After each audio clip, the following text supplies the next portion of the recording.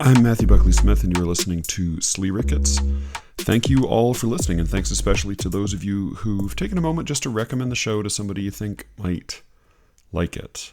I appreciate it, and with any luck, the recipient of your recommendation will as well. You can support the show and, for your trouble, get a bunch of extra episodes by going to sleerickets.substack.com and signing up for the Secret Show. You will get about 3 extra episodes every month, including the 12 that are already up there. And you will help us keep doing the thing that we are doing. I have said on a few occasions that pronunciation doesn't matter. And as my dad pointed out, what I really mean when I say that is something along the lines of, misuse matters. Misuse is much more important than mispronunciation. And on that score, I have to apologize. I had a little twinge the other week when I was editing, and I heard myself use the word vociferous or vociferously.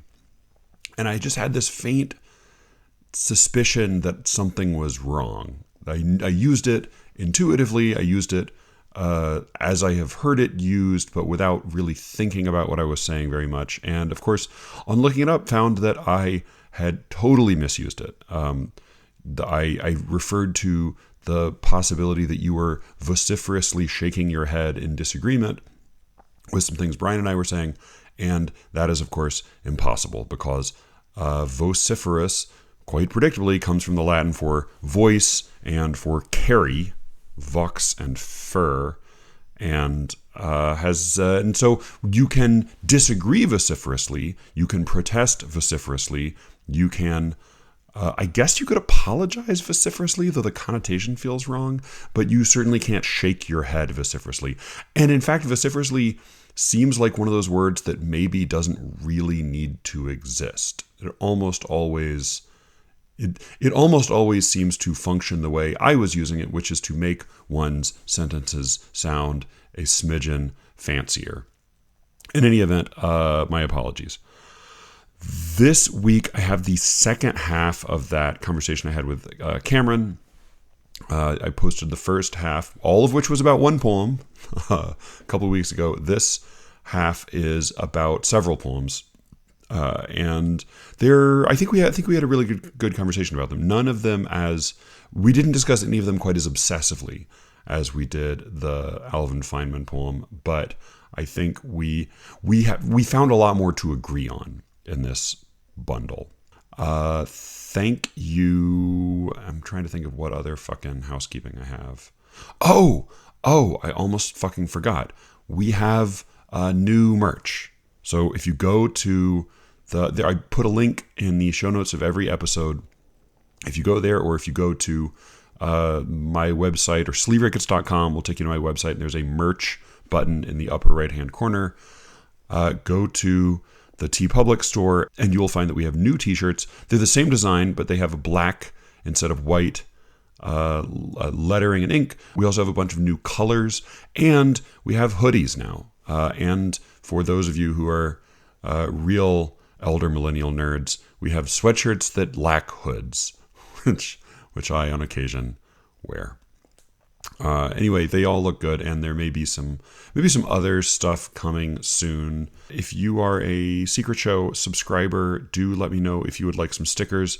We ran out of the blue and black; those were the most popular thus far, but I may be getting some more in, and I would love to supply you with some. Oh yeah, I have a bunch of correspondence I want to talk about, but I'm going to do a separate episode for all of that. So here is the rest of my conversation with Cameron.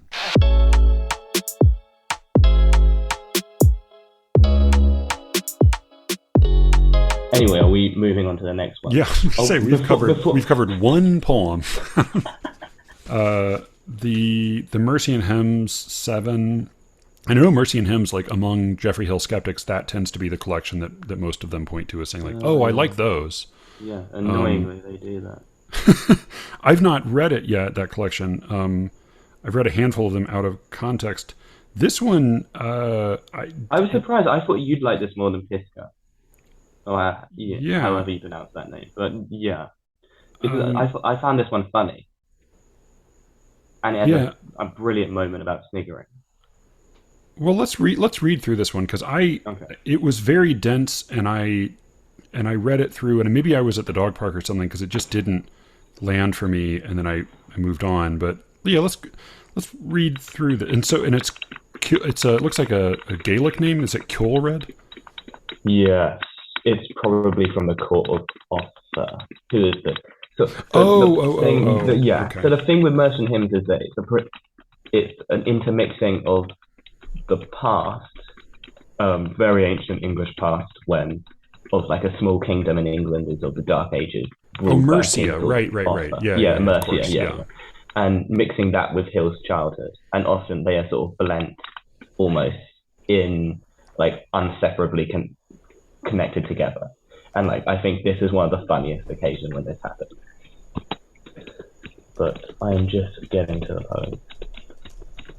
And also, I mean, the Merchant hymns are prose poems, or almost prose poems. I mean, Hill called them versets, and like they're my favorite prose poems ever because they do things that most prose poems don't do, in that they have such glorious music. And I find most poems are just occasions for the poet just to write prose, but Yeah. these poems seem to be more than prose. Yeah. Oh, yeah. Okay, This is more than prose for sure. Yeah. okay, so I read it. Yeah. Yeah. Please. Gas holders russet among fields, mill dams, marl pools that lay under unstirring, eel swarms, coagulations of frogs. Once, with branch and half bricks, he battered a ditchful, then sidled away from the stillness and silence.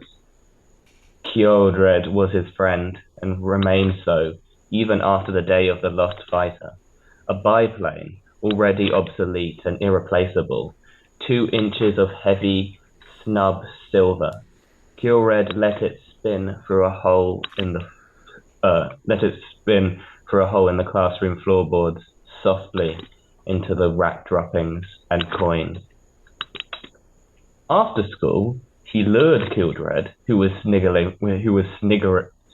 with fright, down to the old quarry, and flayed him. Then, leaving Coldred, he journeyed for hours, calm and alone, in his private derelict sand lorry named Albion. Yeah. That is funnier than I remember the first time. Sniggering with fright is nice, Sniggering with fright, yeah, brilliant. knowing particularly that this is a blending of personal childhood recollection and like the Mort Arthur or whatever. Then he took his school friend down to the quarries and flayed him. For throwing his toy plane through the classroom floorboards. Well, like there's a beautiful moment when he says, "already obsolete and irreplaceable," which I think is like so utterly the perfect phrase, because Yeah.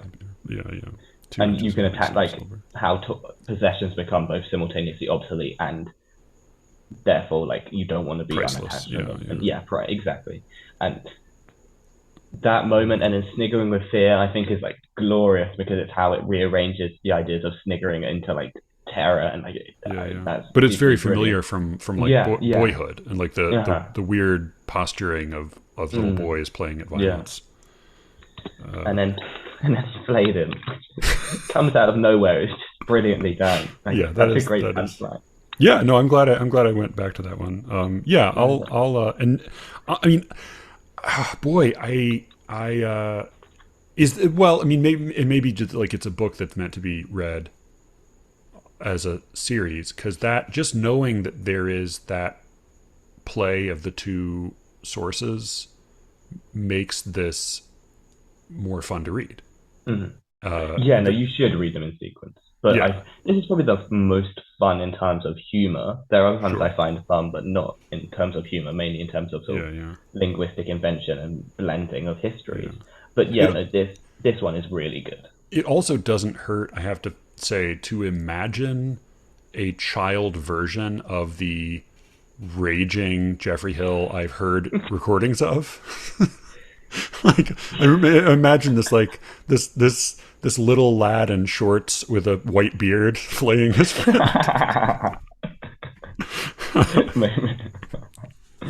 Maybe. Maybe. Yeah. Let's hope. Right. Yeah.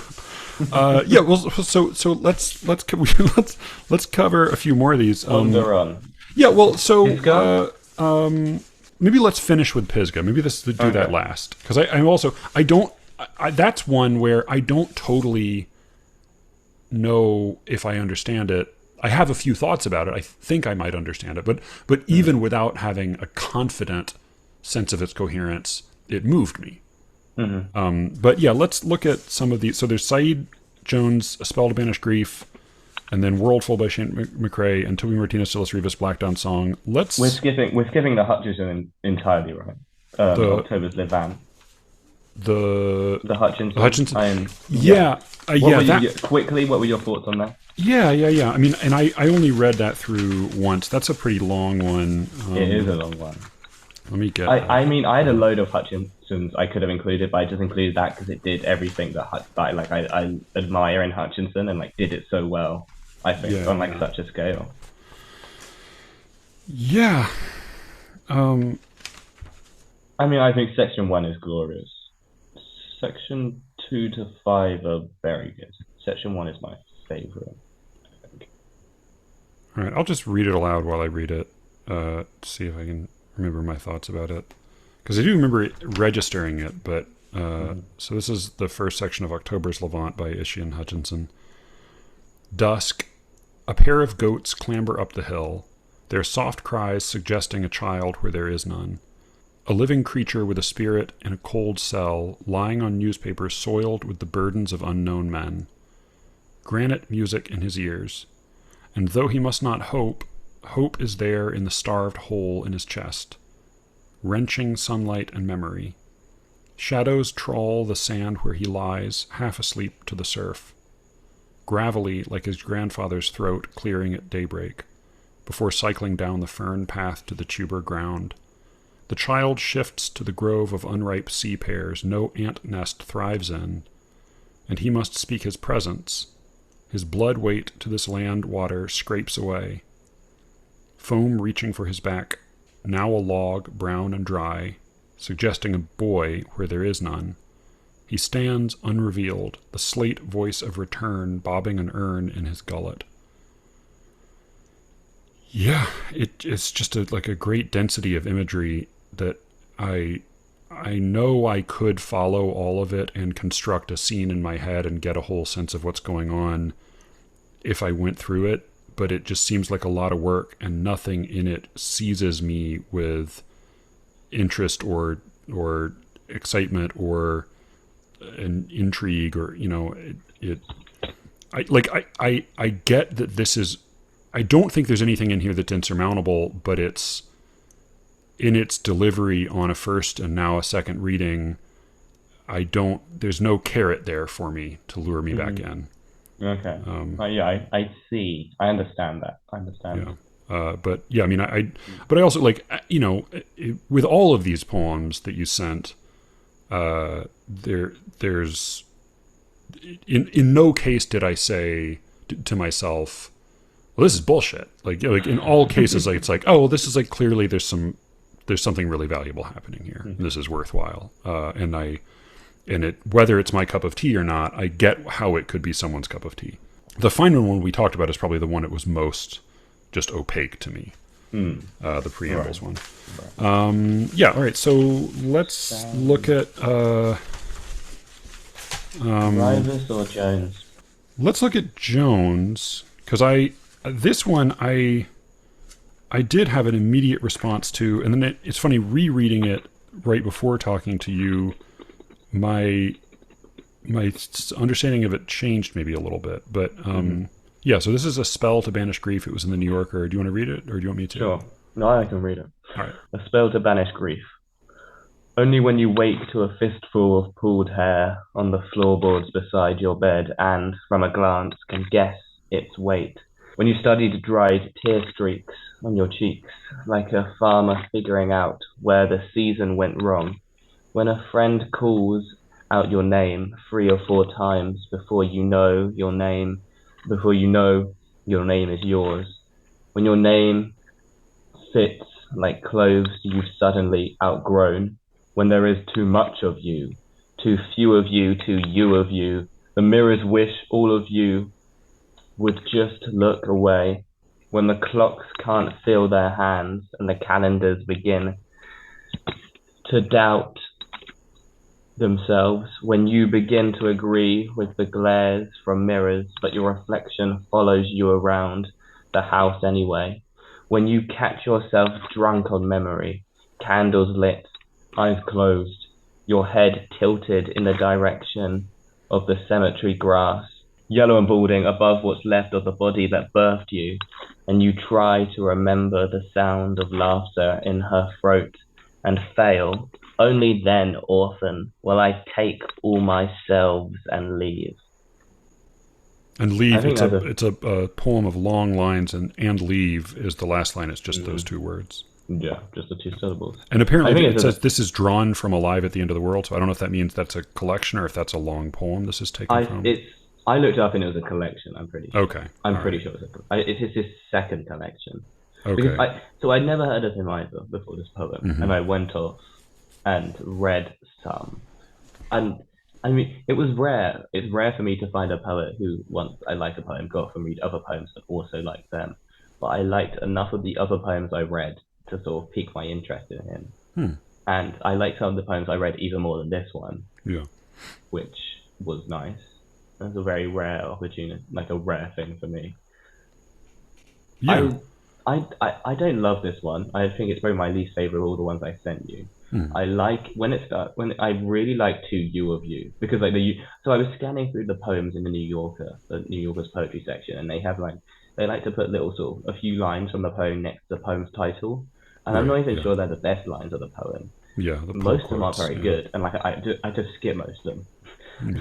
Just use the lines and explanations like go nope, and like this, and they put for this one the To You of You riff, and I like that enough to read it.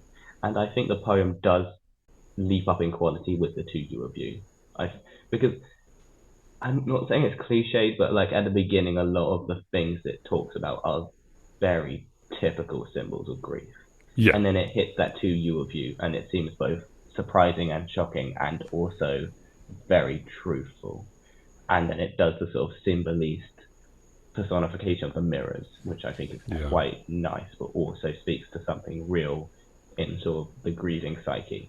And then the best bit is that final line, which pays off this sort of, because the poem is just one long sentence, and that is a very fashionable thing to do. The best bit is this sort of final payoff to the sentence, which is we're suddenly reminded that this is spoken not by the grieving person, but by death, or at least some or malignant element. Or grief. The whole poem is a list of conditions that must be fulfilled before the speaker will finally leave the orphan. Take all my selves and leave. And that maybe just because it's this poem of grief that is like grief in the extreme, that there's very little. There are different ways to write elegies, and this is not one that is muted, or like this is one that is given pretty full-throated expression. And so partly because of that, and then partly because I think you're right, with the mirrors wish all of you would just look away, when the clocks can't feel their hands and the calendars begin to doubt themselves, that I think that little segment with its personification of these inanimate objects, but they're also inanimate objects that have a direct connection to grief, even whether it's not mirrors have a lot of different traditional relationship to the afterlife, but also just in the Jewish tradition, and in some others, you cover mirrors typically in a period of grief. That took me to Auden's Funeral Blues by way of when I walked out one evening. Is that what it's called? When I walked out one evening. When I went out one evening. As I walked out one evening, because it has the line about the clocks and that. But yeah, like it it called that to mind for me. It's funny. It's interesting. To You of You is what that was definitely my least favorite spot in the poem. Really? Yeah, like I think it's just a matter of That's like exciting. the flavor of it struck me in the wrong way, in the way that like some people like cilantro and some don't, and that was the one I thought like, oh, that's a disappointing spot. But other than that, there were some like he was doing okay. So let's but dig into the so what was disappointing about To You? Like, it can you expand feels on the flavor? yeah, it feels to me my response, and this may not be at all fair, but the taste it gave me in my mouth when I tasted it was that it's vulgar. And I mean that in a particular way. I don't mean that it's like crass or that it's profane. I mean that there was a thing that Ryan said years ago that stuck in my memory when it was a girl he was dating at the time, and she had some expression she used in conversation, and it was not you go girl, but it was something with that same color to it. And I remember he said, "Ugh," when she says that, I can hear the crowd speaking in her mouth. Like I can hear someone else is speaking. It's not her. And I think that's what I feel when I hear something that strikes me as vulgar. And it seems to me a line of the, like, even if I've never heard anyone say that particular phrase, To You of You, it's a move that feels very of this moment.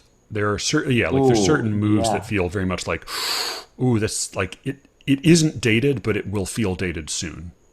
Yeah, no, I can see that. I can also see this as a very annoying slogan that would piss me off A very if I heard annoying it. slogan. Yeah, I can see how To You and You, You could easily become a very annoying slogan. I liked it in the poem because it struck me as a slightly different chord and a slightly more linguistically exciting chord. So I liked it in this occurrence, but I can see how in other occurrences it could easily become something quite bad. Yeah, but you're right that there's the poem is much more literal and plain spoken until it's really when there is too much of you, too few of you. I would mark that as like the first moment when the poem begins to consider language and meaning in a slightly different way than it has previously, and then To You of You is the more overt move in that direction. But for whether or not, who knows how this poem was written, but it's after that I agree the poem becomes a more interesting kind of litany of grief than it was before. Even if it's not in that same direction, that does seem to be something of a hinge in the poem where what happens after that is a little bit less familiar and a little bit more than literal. Even just like when your reflection follows you around the house anyway, when you catch yourself drunk on memory, candles lit, eyes closed, your head tilted in the direction of cemetery, grass yellow and balding above what's left of the. So yeah, like there's just a blending of literal with figurative, and the poem seems to have more fluidity to it. Yeah, I was going to say the body that birthed you. That's a good move. The body that birthed you. That dehumanizing the body. That's good because that gives you like the full sense of like the decaying inhumanity of fully realizing what sort of your loved ones have become. I think. But that is a good move. I think that's both poignant in its horror, and it is enacting the process or the result of this process that grief seems to be demanding, which is that like only when like you have been completely wrung out and you're just like a bag of sticks, like everything around you is sort of like the inanimate objects in your house have more life in them than you do. Only then is this going to be over. And I do love the only then orphan will I take all myselves and leave. That I think I love that it's will I take all myselves. But it's not. I think it would be a far weaker ending if it were singular. Will I leave? Only then orphan will I leave would be a much.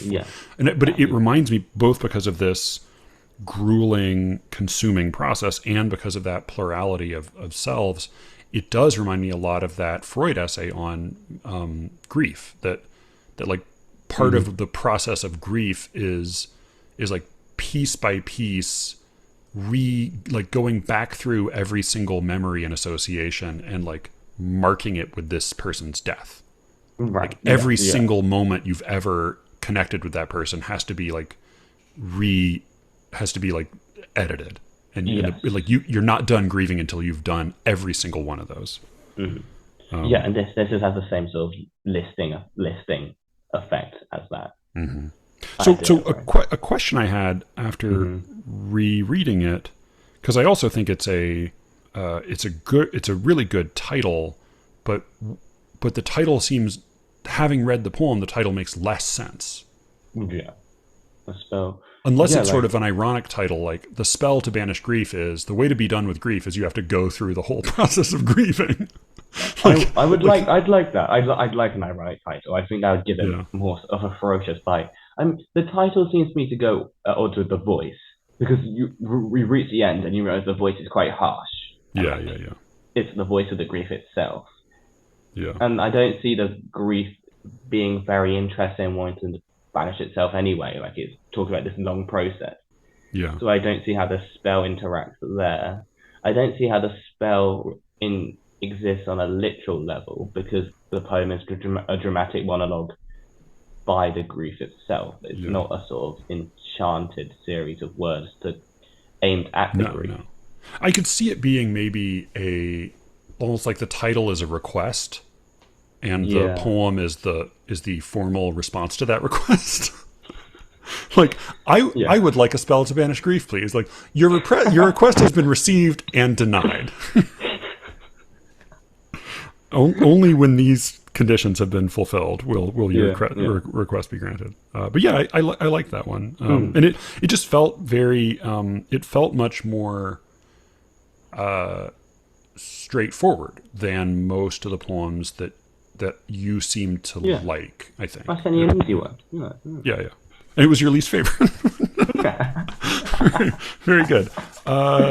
Let's look at let's look at a harder one. The Martinez one. Oh yeah. This was one where I think the balance was such that this was not a favorite, but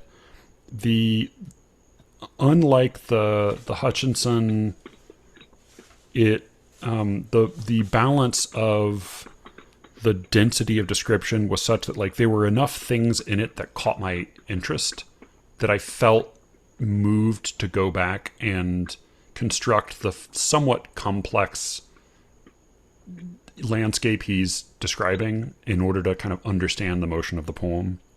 So this is one, I think, because one of the things I'd accused him of was not having a sense of humor. And there's not much sense of humor in this poem, but I think the speaker is rendered sort of ridiculous in a way that feels like it has an awareness of irony. It has an awareness of humanity in a way that made me, like, it made my heart go out to the speaker more. Yeah, like when he talks about being peeved, I think peeved is a great literal word choice there. Because and just sort of the impotence, and there's even like the kind of the turn of the poem. It has the motion of, I had a teacher in high school who used to tell a lot of Taoist parables and stories, and they often have this kind of motion where, like, you follow almost like a shaggy dog story, and then suddenly, like, there's some physical, like, pratfall that results in the main character achieving enlightenment. Actually, no, that was not a Tao story. That was a Zen story. But it has a little bit of that feeling to it. Would you read it? Mm-hmm. Sure. This is Black Down Song by Toby Martinez Dallas Rivas. In front of the gate whose tubes hummed in the wind, like owls hooing each other across a dark field, Isabel, was the fire pit's tract of soot-soft and snow-white ashes. It went deeper than you knew after years of bonfires, dusks when sightly wings of paper flared in a whoosh of sparks and ghosted into darkness like minor stars. Beyond the singing gate lay the dark field which ate the bodies of lambs and threw up the bleached fans of pigeon wings. The grass grew red in those places. I dug the pit with a shovel and scooped bucket loads to feed my father's garden, which drew down silver mouthfuls of ash and the tangled brown potato palms. All the while, the gate hummed tunelessly in the wind, tunelessly but with range, high and low, long and short, disconnected, artless, dumb life struggling into song. I struck so reckless, Isabel, hot, one-handed, peeved, and clanged a rock that hung in earth as consciousness is said to inhere in the self to hanging the body. High, low, long, short, my arms went dead. A dazed bird burst from my skull. The rock humped, deaf to the blow. A brilliant ringing in the blade secured itself to that axis. Yeah, I mean, it is a notable physical, like just as a physical scene thing. There's this field. There's the gate with these hollow, tube-like bars that it's constructed of, and they whistle or hum in the wind that blows over them. This guy's digging in the fire pit. It's a very old fire pit. It's so old that it's just layers upon layers upon layers of ash. He's digging in it in order to transfer the ash to the garden to fertilize it, I guess. Does ash fertilize a garden? I couldn't figure out. Is there? Yeah, this is the point where I grew slightly confused. Like, it seems like totally ash would not. What he's digging for. Is there some? Because you would think ash would have like no nutritional value, but is there's something in it that's good for some kind of vegetable or something. But he's digging ash for the garden, and he's for some reason he's angry, or he's hot, one-handed, peeved. He's frustrated with something. It seems like, whether it's the garden or the ash pit or something unrelated. But in the process of it, in digging through all this soft ash, the shovel clangs on a rock, and it's hard enough that you kind of feel that buzz up through his hand in a way that's familiar to anybody who's done that with a shovel, and like the ringing in the shovel and in his arm, and seems to kind of match the ringing in the gate that's whistling in the wind. My arms went dead. There's a which is like, there is that like funny bone feeling when you get really rattled. Yeah. It's like when you hit a baseball wrong with you're holding the bat too loosely or something. A dazed bird burst from my skull, which has does have kind of like a comical version of a James Wright poem there. Like you have that epiphanic moment that's in nature, but it's sort of like weird and humiliating here instead of being picturesque. The rock, I love that it's the rock humped, deaf to the blow. Like, the rock doesn't give a shit. The rock feels nothing. A brilliant ringing in the blade secured itself to that axis. I mean, it's funny. It's like it's a poem of beautiful epiphany that's like rigorously refuses sentiment. Yeah, it's like epiphany and anti-epiphany almost. Right, yeah. I mean, it's like one zone. You could see if Robert Haas wrote this same scene, it would have a very different feeling at the end. And if Robert Bly wrote it, then the speaker would ascend to heaven at the end and meditate on a cloud. And, yeah. So yeah, I mean, it's structured like that. With that, it has that epiphanic structure, but then he's so. You can feel him clenching his teeth against that sentimentality. So like I enjoy it, and I felt like I got it in a way that I didn't get a lot of his other poems I tried to read, and it was, I felt like it was written for me to read it, like for a human person to read it who's not him. Did you find it had the qualities of the human voice that you like in poems? It did, yeah. I mean, yeah. It's dense. I'll say digging through Toby Martinez de los Rivas poem is not like digging through soft ash. It's like digging through gravel. But it is like this felt much more inviting, and I think also like along with the slight ridiculousness of the of the dad, the son and grandson and father digging in the ash. I think like just mentioning, like inserting his daughter's name, or actually I don't know if I'm assuming it's his daughter. I don't know if it is, but this woman or girl he's talking to throughout, I think just makes it. I don't know whether it's that or what he did in response to that, but it feels more as if it is tuned to a human ear. It's he has that weird. He has weird taste in titles where he like a lot of his poems have that, are called songs, or have that, even like Black Down Song. That's where I feel like, take off the cape, Toby, and just like give us just easy, just go easy. It's okay. We're listening. That feels too much to me. But You don't like the song. The song is the thing that. Well, song. I mean, first, like, do you know what Black Down is? I don't know what Black Down is. What? That is true. Yeah. I'm taking song, Black Down as the color of the ashes in the image. Sure, I guess. Like, this doesn't feel especially like song. It also, like, I know I've seen that song move, or like he'll use other words for songs that are not the word song, and it just feels like I don't know who that title is for. The title is not written in the same voice as the rest of the poem, I would say. No, but I don't know, Matthew. I think there is something song-like in this poem. There's something. It's lighter than most of Martinez's poems are in terms of sonics and phrasing, and I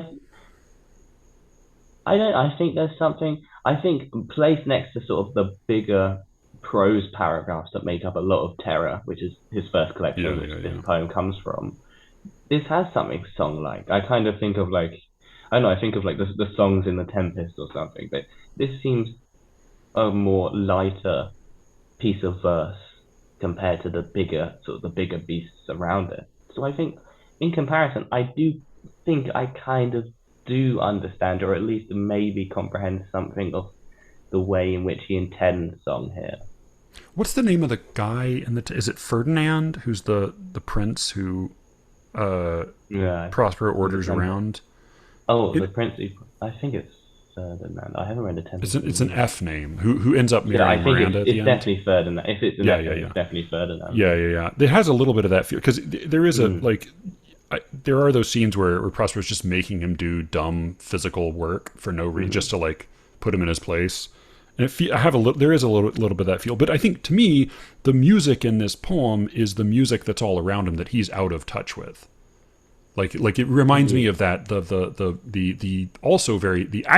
would say very song-like The World Is Too Much With Us, where he says, for everything we are out of tune, it moves us not. Like the feeling I have is that like there's a whole order and a harmony around him, and he's clanging up against it, and the sort of the turn of the poem is he's like humbled and reminded of this out of touchness and forced to confront it, and maybe that's a moment when he's brought into a little bit of harmony. But it doesn't feel, to me, it feels the poem itself does not feel all that song-like. But let's keep moving, because otherwise we'll go on for a million hours. So let's do Worldful and then Pisgah. Okay. Can you read Worldful? Sure. I think it's too long and I'll mess up. Yeah, sure. This is Worldful by Shane McCrae. And this is, I mentioned in, I think, the last episode that Shane's got a new book called Cain Named the Animal that this poem comes from. And this was one that, Cameron, you sent it to me independently, but I had also marked this as one of the poems in the book I liked in particular. Worldful. In down some part of me I hadn't noticed before, in down, but not dark, bright. Today I saw a nothingness, outlined in white, shaped like a kidney-shaped swimming pool floating above a landscape like a California postcard, all pastel, blues and tans and green, with unimaginable life, or life that would have to be reduced to be imagined. And seeing it, I knew it was the nothingness, an image of me feeling I was still dependent on my grandparents, a feeling like at any moment I could just call them and ask for help with food, with rent. My grandmother is dead and has been dead for 14 years, calculating the number just now, I thought it might have been 2 years. I thought it might have been, even though I knew it couldn't be, I thought worldful gone twice of sun and night since my grandmother left the sun and the night for the unmeasured world. It might have been 2, and I haven't spoken to my grandfather for 28 years, and I don't know, but I think he might be dead too, or alive. In Arizona yesterday, I saw him on the I, uptown from 34th Street. He was sitting across from someone I had never seen before, and she was saying something serious to him. And he was trying to keep up, and he couldn't. His face was a wrinkled gray suit hanging from his face, and he was wearing a gray suit. He kept glancing at the briefcase at his feet, then looking up at the woman like a dog afraid it will be beaten, he who always hit me harder than I could have hit him back if I had thought I could have hit him back, and lived. I wanted to rise from my seat and throw my arms around him, and to not remember why I want to never speak to him again. I wanted to, and then remembered why I want to never touch him or be touched by him again.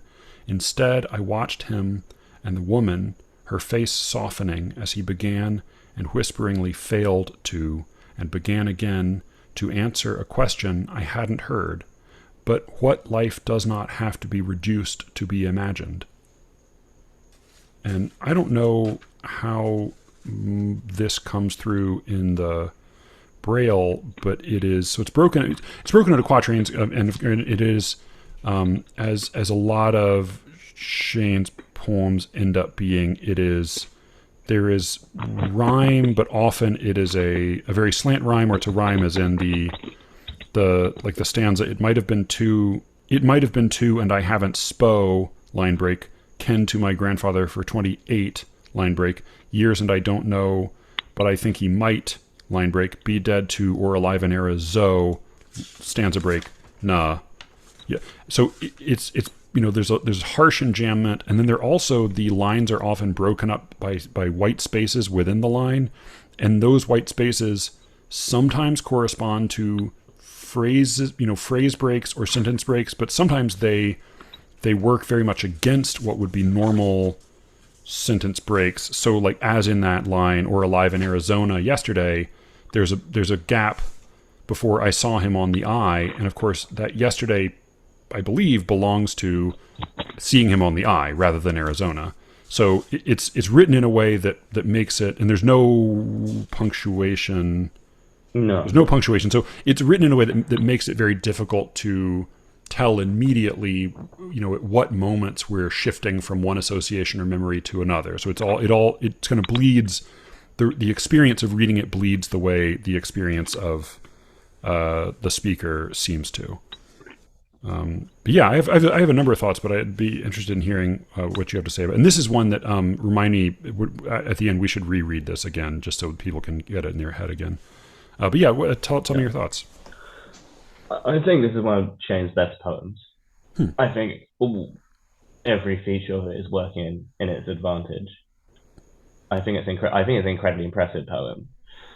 I think there could have been quite a few poems I chose by Shane. I think the beginning of it actually got me because it kind of made me think that of all the poems I've read by Shane, this would be the closest one to a poem I might write in sort of the beginning, and that suddenly weird visionary image, which then takes a brilliantly unexpected but somehow beautifully appropriate turn from the sort of image of this kidney-shaped swimming pool expanse of nothingness to the nothing the narrator feels and possibly does not feel for his grandparents. And that, I think, is such an unexpected and yet brilliant and skillful turn in the poem.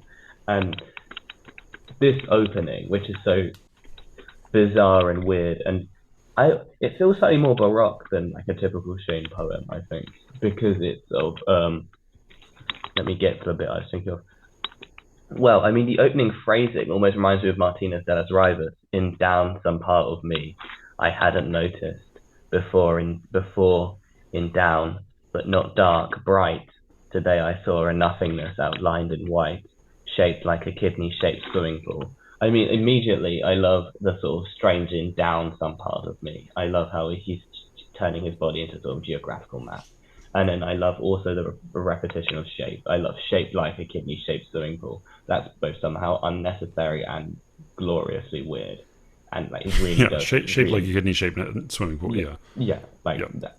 Shaped like a kidney would be the most efficient way of saying that. Yeah, but this yeah. is a so much better and stranger way of saying that. Well, and it feels truer to association because it's not like we go around seeing kidneys all that often. No, but we do, yeah. Yeah, that's funny. I think, again, I had a slightly opposite response to just that within that little section. Today I saw a nothingness outlined in white. I mean, that I love as an opening. In Down, some part of me I hadn't noticed before in Down, but not Dark Bright. That, to my ear, I hear there, not Martinez de las Rivas, which I just haven't read him enough to maybe have a strong. Do you not hear a black sun rising in the east of me, or is it in the west? Oh, yeah. You know what? I heard that Martinez line differently than you, because I heard when he said "in the east of me," I read that as to my east, but you read it as being an internal landscape. Oh, okay, I see. Yeah, that's interesting. Yeah, so that I want it to be an internal landscape. Yeah, maybe you're right. It may well be both. But to me, when I hear "in Down some part of me," in particular, that phrase, I hear, and I can actually pull up the specific poem if I think of it. Anyone lived in a pretty how town with up so floating many bells down. That's what I hear. Oh, okay. You hear Cummings. Okay. The E.E. Cummings, which is a poem I, in high school, loved not wisely but too well. And so I think like I have a negative response to that sound just mostly out of embarrassment at my own teenage self. So like that's the part that I was less drawn in, and then today I saw nothingness outlined in white. I think that's where the poem really leapt into place for me. But it is, I mean, I am equally today I saw nothingness outlined in white is like today I saw a nothingness. Oh yeah, and then there's a white space. Moments one of the moments where like the pentameter, like the iambs and the phrasing come together. Like you have these enchained poems where you have sort of a series of slightly broken syntaxes, and then like from the mass comes this sort of beautifully, perfectly iambic line, and which totally conforms with the syntax, which is normally one of the climax of the poem. And like this part, I think this is like one example of how the pressures of the poem work against each other, but also work with each other to sort of force out one of these sort of almost perfect lines once in a while. Yeah, and I mean, I think that's part of what makes Shane's work more both like approachable and more poignant than the work of some other also challenging poets that he admires or that you admire as well. I think is that he the whirlwind of the poems, they break from moment to moment, and you get those clear breaths, or you get those stunning moments of impact. And I think in some of the other poems that he's pointed me to, or that you've pointed me to, I see the kinship, but there's a kind of a relentless quality that makes them exhausting and not, and they don't like the feeling I have sometimes is listening to like a certain kind of pop song or a certain kind of rap song. You feel like, what's the hook? I want to get to the hook. I want to let's just like give me a minute. Can I dance? And I feel like Shane's poems sometimes can be a tall order, but then they do let you. They deliver that hook, or they deliver that line. That punchline that you need. So yeah, I mean that way I find him to be a sometimes very intense, but still ultimately generous host as a poet. Okay. But yeah, I mean, there is something really odd about this opening, which is really like a truly visionary, almost like Vatic moment of let me tell you this. Like, even if we understand, like, okay, well, let's just literally say I saw, a kidney-shaped, a nothingness outlined in white, shaped like a kidney-shaped swimming pool floating above a landscape like a California postcard, all pastel, blues and tans and green. That's all quite clearly described, but also, what the fuck is that? What? And like, I don't know. And then I also don't know what, with unimaginable life, or life that would have to be reduced to be imagined.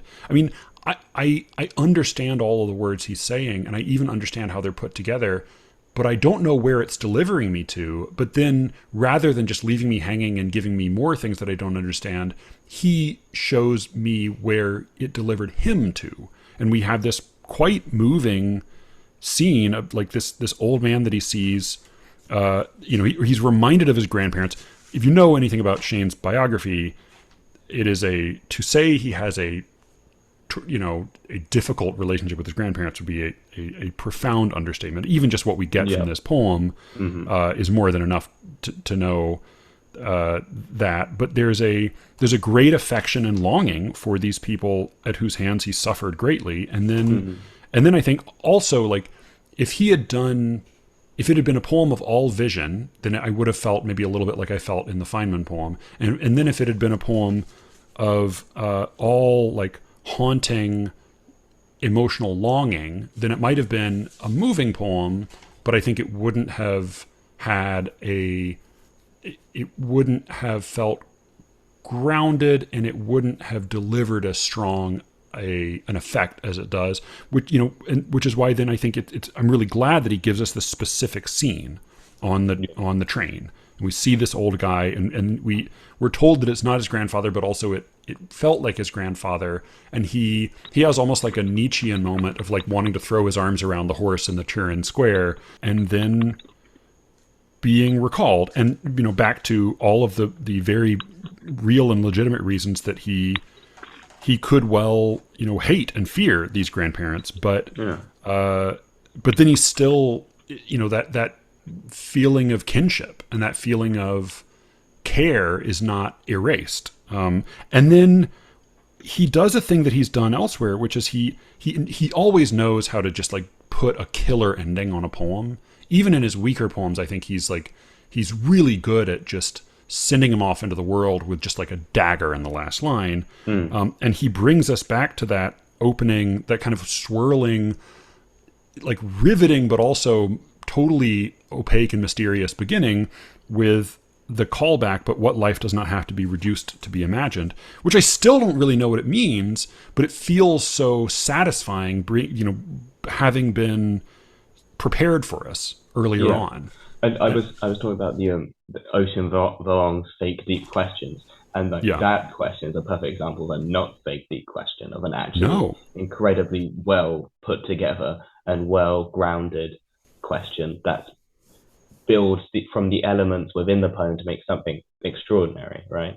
Yeah, and I mean, which also then, it having given us an extremely complex depiction of this character in a relatively spare 2-page poem, we're then left with this question that like, oh, but even that is like a little icon. It's like a little a gesture. It's like that even just to have a memory or to have an impulse, there's always this reduction. There's always this that whatever was there was bigger and richer and more complex in reality. I'm reminded of the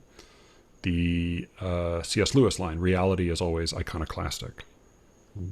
I want quickly to draw the attention just to 2 quick moments. First, this is I think this is just a beautiful piece of description. It complies with sort of typical Shane mannerisms, but does it so beautifully well when he says, his face was a wrinkled grey suit hanging from his face. That is brilliant. I mean, his face is a wrinkled grey suit hanging from his face. The repetition of face there, sandwiching between the information, is both incredibly weird and incredibly Shane-like and incredibly good. Yeah. And then on a slightly bigger scale, we have near the end. Let me get to it. He says, I'm just trying to get to the beginning of the clause. Glancing at the briefcase at his feet, then looking up at the woman, like a dog afraid it will be beaten. He, who always hit me harder than I could hit him back. If I had thought I could have hit him back. and lived. Yeah. And That's a brilliant terrific. use of Yeah. that's a brilliant piece of repetition, and it's a brilliant piece of repetition and enjambment, putting And and yeah, lived and doing the it line, like it's that. a stanza break between Mm. I could have hit him back if I thought I could have hit him back, and then a line break after that before and lived, which is just absolutely deadly. Yeah, that's the Ferociously good. that little turn is that like double turn there is just the that's the bullet in the gut in this poem. I'm pretty convinced this poem's a masterpiece, to be honest. Like, It's a no. I mean, I this was definitely one of the 5 or 6 I loved best in the book. Maybe I don't want us to go more like way more than 3 hours. We're coming up on 3 in a minute. But I haven't even had my rant about minor poets yet. Yeah. Well, yeah. Well, so no. I mean, yeah. But at some point, I'd be interested in. It's funny because there's one of the other poems in that book that I liked a lot. I suspect may have been one of your least favorites, which is the Eurydice one. But that's also one that's written in like a very simple, almost pure lyric style, and it's also one in which the form is much more regular than one often finds in his poems. I didn't dislike it. It was the one I felt. It was probably one of the ones that I felt the most bland about. You're right there. So let's talk about Pisgah before we both turn into pumpkins of different continental subtypes. So Pisgah is, part of the reason I think I probably immediately was interested in this poem is that it's a word that has a very strong meaning for me personally, which almost certainly has nothing to do with why it's the title of this poem. Because the Pisgah National Forest is a big forest that is in the state of North Carolina, and it's where I spent long sections of my boyhood going to camp in the summers, and it's a beautiful area. But Pisgah, I think the older origin of it is, I believe Mount Pisgah is the mountain that God directs Moses to climb so that he can see the Holy Land, or the Promised Land, but he's not allowed to enter it. I think that's the mountain he climbs for that. Yes, exactly. But and then does it have, because I know there are a bunch of like places in the world that have that name. Is there another meaning for hill, do you think, or is that it, the one he's thinking of? That's probably it. When you look it up, it has 3 meanings that are pretty intertwined, which is the first meaning is like getting near but not quite reaching the objective, in which your objective is too far away for you to grasp. The second one is witnessing a miracle but not being involved in the miracle. And then that is directly related to God showing Moses a vision on Pisgah. Okay. So, I mean, knowing Hill, the biblical reference is key to the poem, key to the title, I think. Sure. So to have those 3 meanings in mind. I mean, I read this poem. I rarely look up words I don't know. I've read this poem for 6 months, I reckon, and I only today looked up what Pisgah actually meant. But I liked it enough to not care that I was missing out on some of the meaning. But, well, and this is a poem where like there's actually a charm in some cases too. Like the title, the poem is fully effective on its own without feeling like you need the title. So like the title could almost just be like any proper noun that you just take as the title of this particular little like gentle, extremely plain spoken. Very, I mean, partly I'm moved because it is, for Geoffrey Hill, it's extremely naked. Yes. So would you read this one for us? Sure. Okay. Pisgah by Geoffrey Hill. I am ashamed and grieved, having seen you then, those many times, as now you turn to speak with someone standing deeper in the shade, or fork a row, or pace to the top end, where the steep garden overlooks the house. Around you, the cane logres, tent poles, trellises, the flitter of sweet peas caught in their strings, the scarlet runners, blossom that seems to burn, an incandescent aura towards evening. This half-puzzled, awkward surprise is yours. You cannot hear me, or quite make me out. Formalities preserve us. perhaps I too am a shade. I cheated a little bit when I heard him read it out because he read it out in a reading on YouTube and said, "This is for my father." Oh, yeah. It's that okay? That's funny because I was definitely taken back to a scene from antiquity, but it was a different one. That was not Judeo-Christian, but and just to clarify, I think, and I wasn't sure if I heard, but because I think that it is a meaningful difference. The first line is, "I am ashamed and grieve." So Yes, did I not say grieve? no, I think I just wasn't sure if it sound. I couldn't tell if you were adding a D to it or not. But Oh no, it's the verb. I grieve. yeah, it's the verb grieve. Yeah, which I is don't much think stronger. I think didn't want to, but yeah.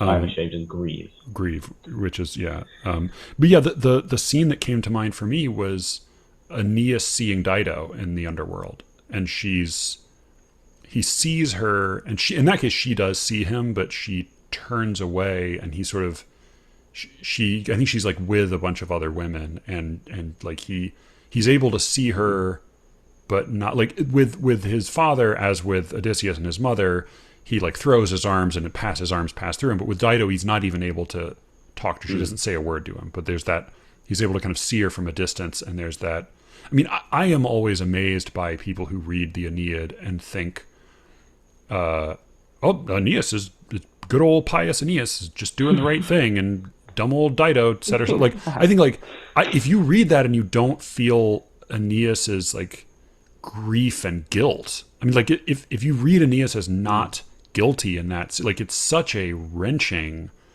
story. It was actually Josie, my daughter, who's reading all these ridiculous Percy Jackson books.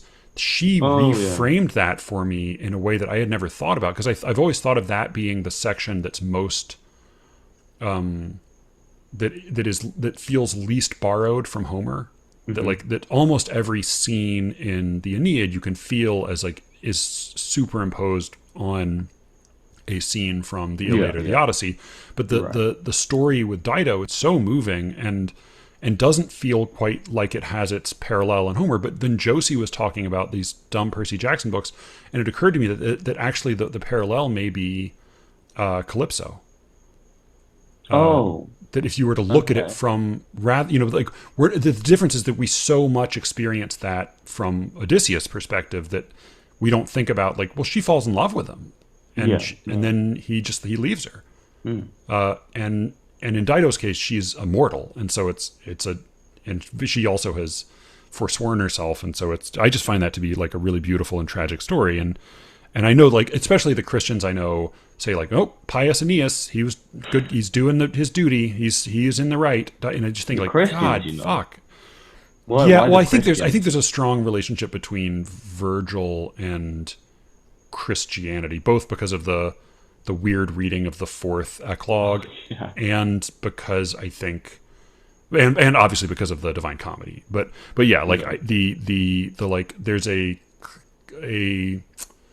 I was surprised to learn by way of David Kern, who is now Orthodox, but who I talked to about that weird movie.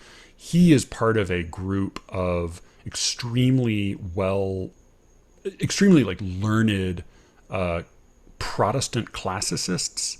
I did not realize that Protestants were that bookish. I know a lot of Catholics are very into the classics, and I think in those crowds, the reading of Virgil is like pure virtue. And I just think like, I'm sorry, not Virgil, of Aeneas. Like pious Aeneas, pure virtue. Wait, among Catholics or Protestants? I think, well, I imagine both actually. Okay. But I just love that. I love and am like torn and moved by that whole section with Dido. So that's what I thought of here.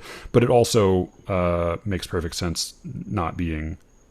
Yeah, I don't know. You know what? I think it is strange actually reading this and hearing that it's his father, because that you turn to speak with someone standing deeper in the shade. This half-puzzled, awkward surprise is yours. You cannot hear me or quite make me out. Formalities preserve us. Perhaps I too am a shade. I think some of that awkwardness and the feeling of, like, with a former lover, there's something more pointed and painful about seeing her turn her attention to someone else because there's like there's a monogamy, right? I mean, like there's like there's a zero sum quality to sexual love that isn't. It's not quite the same with a parent, so it is actually strange. But okay, Yeah. so I'm not. I'm pretty sure this happened in America, but like, there's as we go back into the 20th century, into generations of sort of parenthood, the disconnection in terms of like affection between, let's say, fathers and sons grows more more certain in that in older generations, fathers are less likely to show affection for their sons or children. But is that true? In America? That's totally true. And I mean, I certainly have. That's what I think about when. Oh yeah, no, I mean, and I, like my grandfathers were much harder and more old fashioned than my dad is, but even so, yeah, there's a certain stiffness. But yeah, I guess I just maybe I imposed a different reading on it so much that it's hard for me to unsee that now. But it does feel,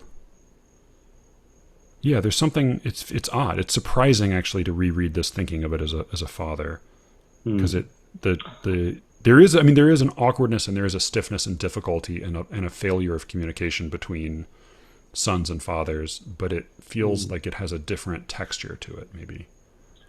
I am slightly confused by that. You turn to speak with someone else. I don't quite understand how that someone else plays into the equation. I like formalities preserve as I can see. I mean, this reminds me a bit of sort of the English cliche about stiff upper lip. I mean, yeah.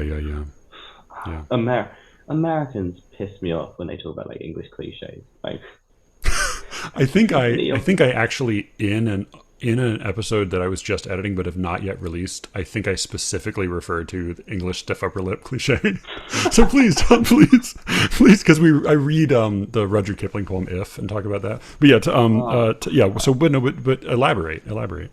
Well, I mean, there's just a certain I don't know. I think it's kind of a cliche to believe that Americans believe in this cliche, but like there's a certain pool of cliches that Americans come up with surrounding English. Like the very typical stereotypical one, like about tea, which is weird because I fucking hate tea. I hate coffee as well, but I dislike that. Oh, but tea is like I don't think of that as like those English people, they love tea. I just think of like tea as a English custom. Okay. Like that's it. Like Fair enough. you offer someone tea when they come into your house. Tea is like a meal in England. It is in the north.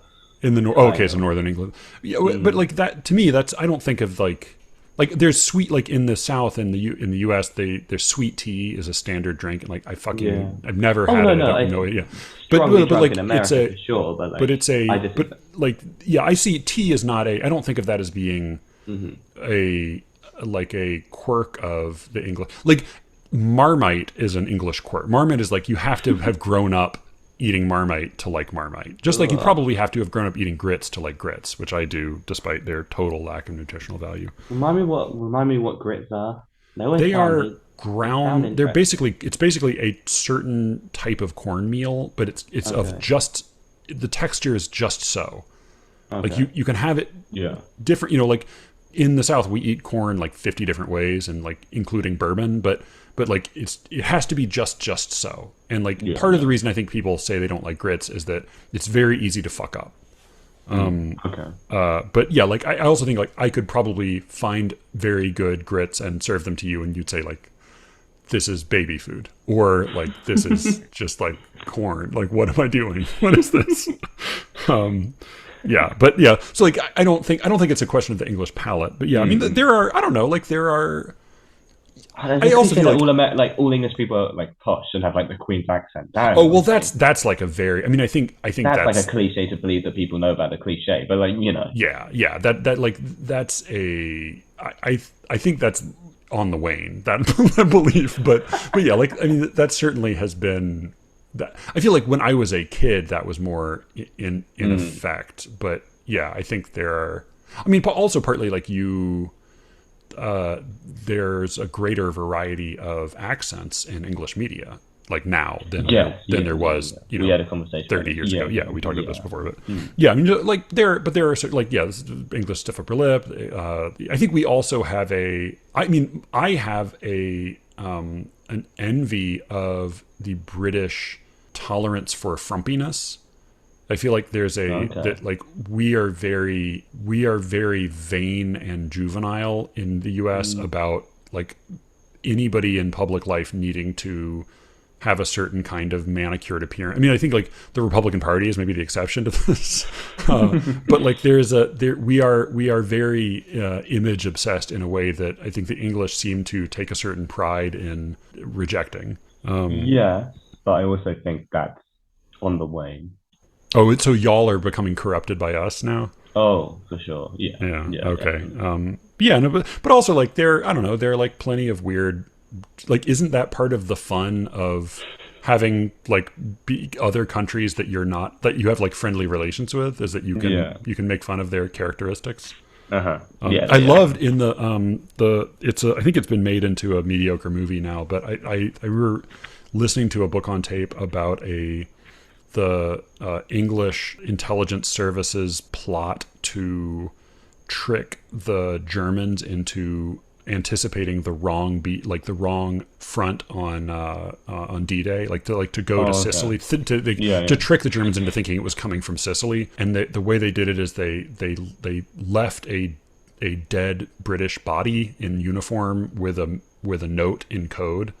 But they had to like make it basically like legible to the Germans, and the note that I loved about it was a fine, like pop history book. But the thing I loved about it was that the British agents who were writing the note, they said like they wrote a note that was like a funny, charming note that a British friend would write to another British friend. But then they were like, well, the Germans are so cheesy. They don't get our sense of humor. Like, we need to make this cheesier so it'll feel natural to them. Like because they have such a ham-fisted sense of humor. Y'all certainly have those for us, don't you? What are your favorite American stereotypes? Oh, I mean, we probably see you as like annoying tourists, right? Yeah. Bad at geography. That's true. We are bad at geography. I don't think we have like any as a prevalent though as like the US have. None are sort of incredibly clear cut. We just have sort of the idea The that cowboy Americans, thing, like, guns, and like very hot-headed. Oh, but then you're sort of in going into sort of vague, badly made political satire when you sort of use the gun thing, right? Yeah. We all have maybe guns. I'm just being. We're ignorant. Yeah. Hot-headed. Yeah. Fat usually is part of it. Fat. Fat. I forgot about fat. Fat is But I mean, that's the thing is like Americans love stereotypes about Americans too. Like and most of those we will laugh. Like one of our favorite, like especially among like liberals, I think like one of liberals' favorite jokes is to ventriloquize the jokes that people in other countries make about our country. That's a regular vein of comedy that's mined here. I don't know, Matthew. Maybe I'm just being incorrigible with the thing. I've been really. I don't know. I've been really incorrigible all week. I was reading about Joseph Brodsky, the Russian emigrating poet. Mm-hmm. I was reading something today how he was so when he was in Russia in the 60s and he was sort of under the tutelage of Anna Akhmatova, and she sent him on a dinner party to one of her friends who's like an academic who knows a lot about Alexander Blok. Is it Blok or Blok? I can't. I've never heard anyone living pronounce his name. So no, me either. No, the symbolist poet. And he walks into this academic who's like spent years writing about Blok, and halfway through like a minute into their conversation, he goes, "I think Blok is rubbish. I think he's a terrible poet." Apparently, like the academic handles it really well, but apparently you can hear like. Apparently, someone else said that like across the house you could hear something being smashed, or like someone dropping something. I've been kind of into Nick with about like online workshops. Like someone on an online workshop, a bit like a Rater Sphere, but on the Poetry Free for All, posted a thread about Ada Limon being made the new. Is it Ada Limon? Ada I Limon don't. Yeah, being made the new I think poet Limon, but laureate. yeah. And I commented something along the lines of, I don't think many poet laureates are good, and I think Limon's pretty mediocre. And some people came back and were like, well, these poets, like Karen Duffy, Ted Hughes, Robert Hass. And the next like half an hour dismantling all the poets they've given. And it just ended. The thread is currently at a point where I said something. Like, I had to admit that, like, Ted Hughes, like, I think Crow is a brilliant book. And, like, I should read more Hughes. But I don't think he's a massively good poet outside of Crow, with a few exceptions. But we go on to, like, Robert Hass. And I said something along the lines of, I think Hass can be quite dated, but is probably a strong minor poet. And then I said something I said, if you're a strong minor poet, that's a pretty very high, like, position to reach. Yeah. If someone came back to me and posted like a Hass poem and went, is anything about this poem minor? Really upset. Oh no. No, I have to go back and explain to them what I mean by like minor poets and how that's actually a compliment, really. Just post the entirety of Eliot's essay. I could. Yeah, that would be fun. Yeah. Yeah. I hope you enjoy Poetry Free for All because you're I hope you've gotten plenty out of it because you're about to get kicked off of it. Is what it sounds like to me. Is it okay. In a nutshell? Is there a significant difference between that and Eratosphere, or like a significant appeal to one rather than the other? I'm on Eratosphere more. When I was 16, I was introduced to poetry workshops. The first workshop I posted on was Poetry Free for All, and it taught me how to be an incredibly harsh critic and to like rip my own poems apart because that's what people did there. And the rules were such that you couldn't get up if like you attacked or even argued with someone critiquing your poem, you would be told off and eventually banned. So you basically had to take everything anyone said about it within reason.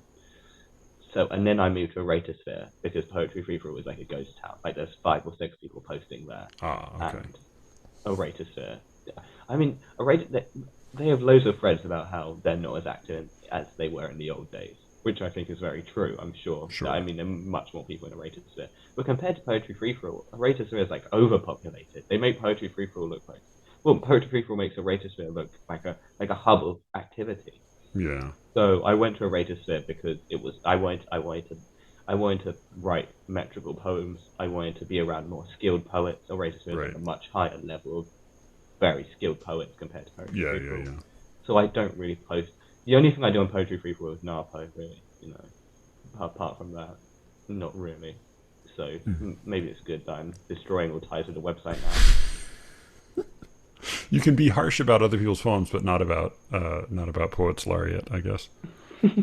Lay off Ada Limon, lay off Caroline Duffy. Robert Hass. Yeah. There's nothing minor about Robert Hass. That's in I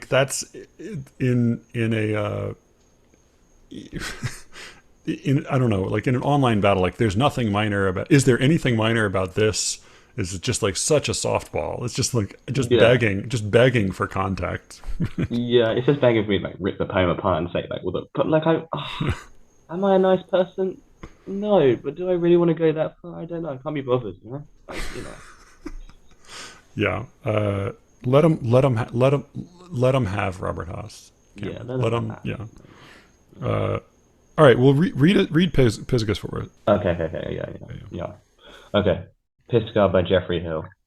I am ashamed and grieved, having seen you then, those many times, as now you turn to speak, with someone standing deeper in the shade, or fork a row, or pace to the top end, where the steep garden overlooks the house. Around you, the cane logiers, tent poles, trellises, the flitter of sweet peas caught in their strings, the scarlet runners, blossoms that seem to burn, an incandescent aura towards evening. This half-puzzled, awkward surprise is yours.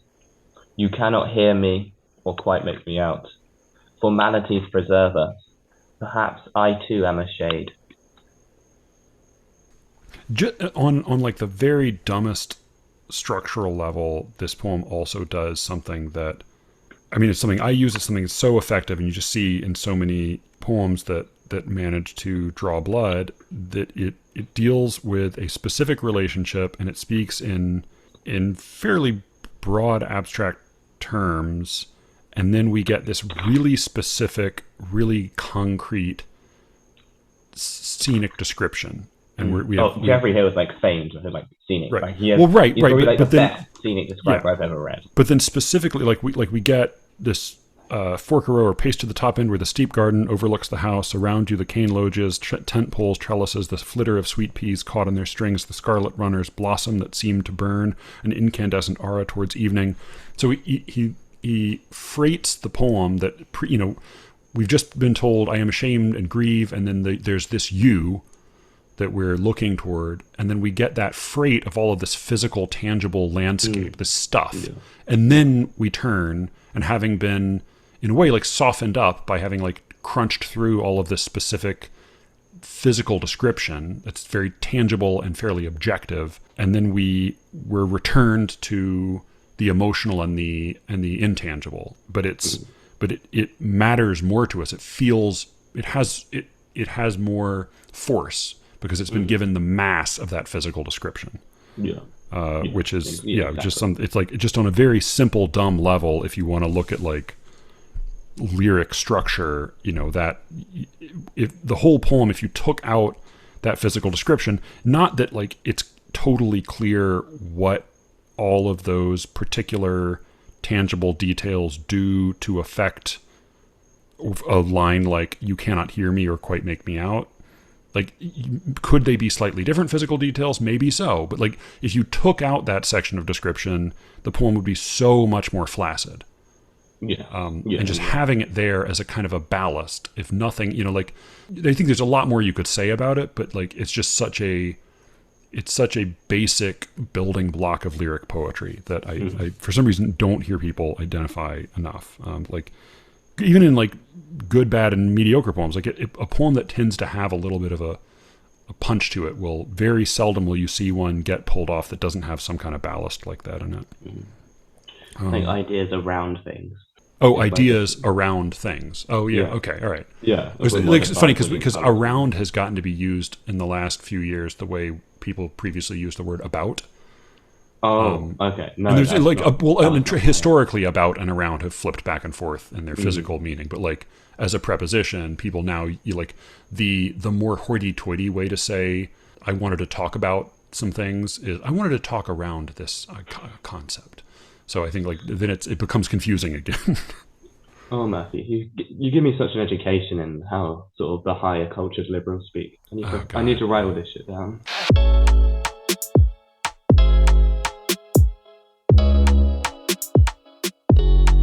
Thank you all for listening. You can reach me, as always, at sleerickets@gmail.com.